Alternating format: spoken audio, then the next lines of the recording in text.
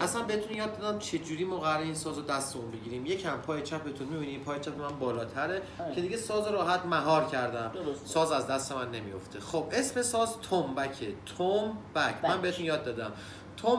آب خوردن. ما چجوری آب می‌خوریم این شکلی؟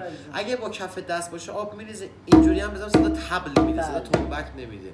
با این نرمی انگشتم. بعد مونین خانم نمون رو تنبک، دستتو بلند کن به این راحتی. این شد تم. با این همین انگشت حلقه از مچ میچرخم، این هم شد بک. بشکنم اینجا میزنم، دستم رو سازه، دستم بلند نمی کنم، دستم جلو باشه نمیگیره به پوست.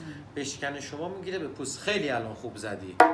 حالا من با همینو ریتم میزنم. حتما اول بخونید. توم پلنگ پلنگ، توم پلنگ پلنگ، توم پلنگ.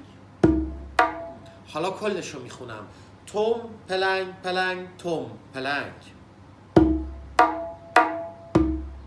یه بار دیگه. توم پلنگ پلنگ توم پلنگ. حالا به جای این توم میتونم چی بزنم؟ بک بزنم. همونو با بک میزنم. بک پلنگ پلنگ بک پلنگ. حالا من دیگه اینا رو وقتی فرا گرفتم میتونم وسطش دیگه نخونم. سعی کنم پشت هم بزنم. تمرینم اینه. یه بار با توم، یه بار با بک.